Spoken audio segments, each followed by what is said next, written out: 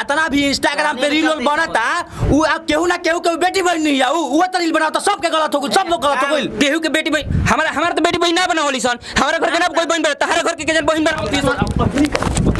बेटी बहन ठीक है ला माइक लेके आ गेल बड़ा जो खाली बकचोदी कइले बड़ा गाना मारा होता कबे से हाथना दिन से इंस्टाग्राम जबान से मार के बोलिए खेल समझ ले बड़ा सा जब मैं तो मार देता और मीडिया वाला के मार के तरह मुंह मारे साला कैमरा बंद कर मुझे तेरे बता बंद कर साला तू साला बचाओ कि नहीं रे घुसड़ी वाला कैमरा खींचता मारा तरसनी नहीं। नमस्कार प्रणाम, हम रंजीत राठौर तबातौर न्यूज से आई हम रोड़ा के डायरेक्ट ले चलतानी सिद्धार्थ स्टूडियो आरा के, जहाँ के सबसे गंदगी आरा के गाना शूट हो रहा। लेकिन यहाँ लिखल बा सिद्धार्थ स्टूडियो आरा, यहाँ पर गंदगी ना फैलाए। लेकिन सबसे ज्यादा आरा में अगर गंदगी जौन रिकॉर्डिंग होला गाना सबसे यही स्टूडियो में रिकॉर्डिंग होला। तो आई रोड़ा सबके सुनाओ तनी हमार भला ही हमारा देह पर कुछ हो जाए, कल हाथापाई भइल बाटे शिवम सिंह बंटी के साथ, लेकिन हम अश्लीलता के खिलाफ आवाज उठावत रहम, चाहे जो भी कुछ हो जाए हम अश्लीलता से लड़ते रहम, भोजपुरी से लड़ते रहम, अश्लीलता गायब करके मानम। आई रोड़ा के सीधे स्टूडियो में सिद्धार्थ स्टूडियो में लेके चला तनी। आई रोड़ा सब कैमरा मैन फोकस कीजिए। आइए आज म्यूजिक डायरेक्टर विनोद जी से सिद्धार्थ स्टूडियो में बात करते हैं और अश्लीलता के खिलाफ ये जो फैला रहे हैं गंदगी, इसके बारे में इनका क्या सोच है, क्या बता रहे हैं और क्या बात बोल रहे हैं। तबातौर न्यूज में आपका स्वागत है। विनोद जी क्या कहना चाहते हैं अश्लीलता के बारे में? चलिए सबसे पहले तो आपके तबातौर न्यूज कैमरा मैन फोकस कीजिए, थोड़ा ऐसे हो जाइए विनोद जी, आपका चेहरा यहाँ सामने आए। तबातौर न्यूज को जितने भी देखने वाले हैं दर्शक को मेरे ओर से सबको प्रणाम।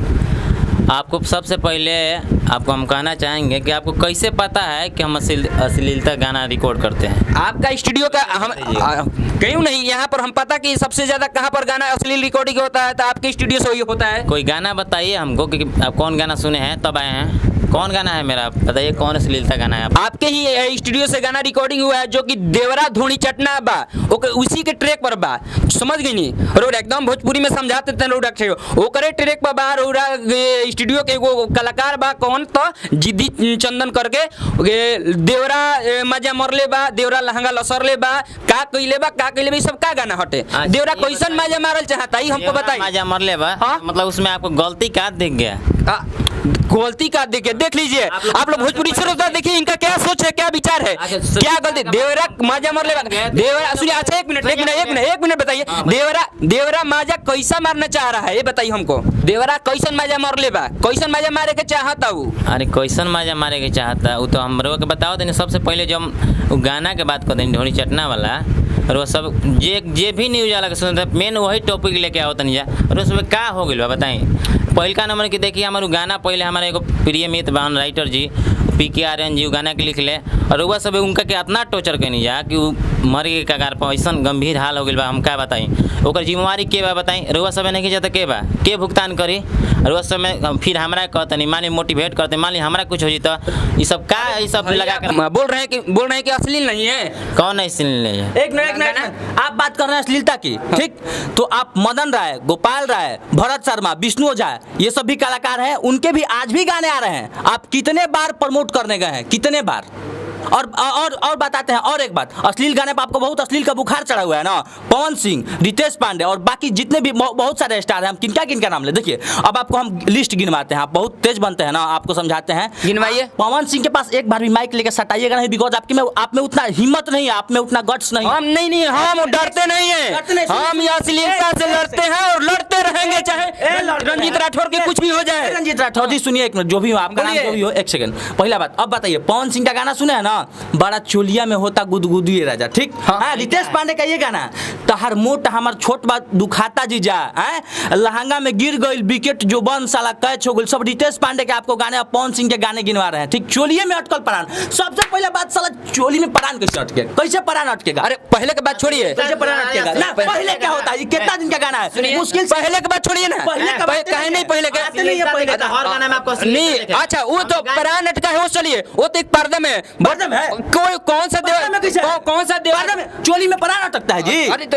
नहीं एक चलिए वो पीछे का मैटर, पीछे का बात छोड़िए, पीछे का बात छोड़िए। देवरा ढोली चाटेगा तो बवाल है, चोली में परान अटकेगा तो बवाल नहीं है। अब कोई कुछ गा देवरा ढोली चटल में सुनिए कितना अच्छा गंदर है। समय होश में। अच्छा आप कभी भाभी के ढोली चाटे हैं? ठीक नहीं चाटे हैं, ठीक? आप बोलते हैं, आप अभी बोले हैं कि भाभी माँ समान होते हैं, सब लोग बोलते हैं, बहुत न्यूज वाले से हम सुने भी हैं भाभी माँ समान होती है, ठीक? आप भी मानते हैं भाभी भाभी समान होती है? भाभी माँ समान होती है। मानते हैं आप हाँ, भाभी को? हाँ भाभी माँ समान होती है। ठीक, अब बताइए, जैसे ही होली का सीजन आता है आप गाते हैं कि भौजी रोवस दिनों राती हो फिचकारी खाती ना, देवरा चोली फरले बा, देवरा रंग डलले बा, कुछ भी गाने आते हैं। भौजी खोला ना केवड़िया तनी चोली में डाले दो, गाने बहुत सारे गाने आते हैं। होली में मस्ती मजाक थोड़ा चलता है। भौजी जब माँ भी समान है, भौजी जब माँ समान है तो भौजी में चोली में रंग डालिएगा, आलोक कुमार का गाना डालिएगा।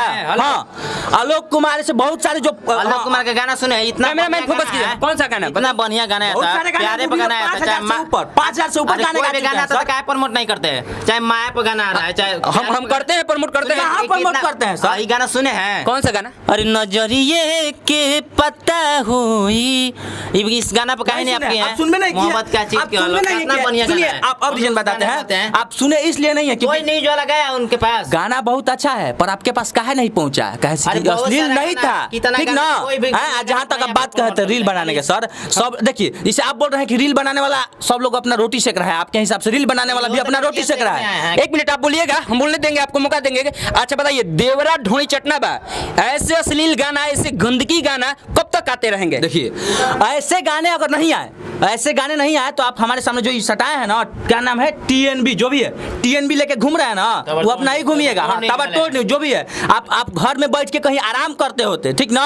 ये आपका एक तो इनकम का जरिया मिल गया है, तलाक ले लिया है माइक, कुछ भी आपके सोच से अश्लील होगा, हमारे सोच से तो अश्लील गाने नहीं। जब ऐसे गाने नहीं आएंगे, थोड़ा सा चटपटा मसाला नहीं होगा तो कैसे काम चलेगा भाई? कैसे काम चलेगा? देख लीजिए भोजपुरी सूरत है, भोजपुरी जो भी देखने वाले हैं, मेरा ताबड़तोड़ न्यूज़ देख लीजिए, इन लोगों का क्या सोच है, म्यूजिक डायरेक्टर के अलग सोचिए। तो आप भजन बजाइएगा, भजन बजाइएगा। बक्का कइले बड़ा टाइम पास, हमने के टाइम बाकी ना, कबे से बकचोदी कइले बड़ा, बुझात नहीं है कि जब काम चलता है आगे नहीं पे, हम न्यूज़वा के चलते तार समय देते नहीं, का बुझाता रहा? अजीत, आखिर अजीत जी, ये कब तक अश्लीलता चलता रही? रो रे बताई तनी। अरे हमारा माथा खराब होता है यार, हमारा माथा एकदम खराब होता। तू कहो, समझाओ कुछ, हमारा माथा एकदम ये टाइम पास मत कर, ठीक है? लाइन माइक लेके आगे बड़ा, जो खाली बकचोदी कइले बड़ा है, गाना मारा होता कबे से, हाथना दिन से इंस्टाग्राम देखिए, जबान से मार के बोलिए, हम रिपोर्टिंग कर रहे हैं, हम तो वही बात हम वही बात कहता नहीं कि अश्लीलता खत्म करे, आप ज्यादा बोल रहे हैं, गाना मरवाने के लगा हुआ है, ठेंगा मत मारा। किसको? ए सुनो, ए इंस्टाग्राम पे सुनिए, देखिए, जबान से मार के बोलिए, जबान से मार के बोलिए, न्यूज़ प्रमोटर जबान से मार के बोलिए, ठीक है? जबान से मार के बोलिए पहले लाल फोत किसको कर रहा है? लाल फोत किसको? झाट खत्म हो जाए, देखिए, जबान से मार के बोलिए। हम कब से कहता नहीं हाथ ना, अब तो तू एक आदमी अगर समाज में न्यूज़ लेके तो न्यूज़ ले, चुपचाप एक मिनट तू एक आदमी सुन। देखिए, आप जबरदस्ती क्या करता है? रुको छोड़ो, मारो मत। देह में ज्यादा गर्मी होगी, बता। देखिए, भोजपुरी से होता है, यही लोग एक आदमी पे तू आरोप लगा होता है। पहले जितना भी इंस्टाग्राम पे रील बनता, वो केहू ना केहू के बेटी बहन नहीं है, वो तो रील बनाता, सबके गलत हो गई, सब लोग गलत हो गई। केहू के बेटी बहन, हमारा तो बेटी बहन ना बना होली सन, हमारा घर के ना कोई बहन बना, हमारे घर के जन बहन बना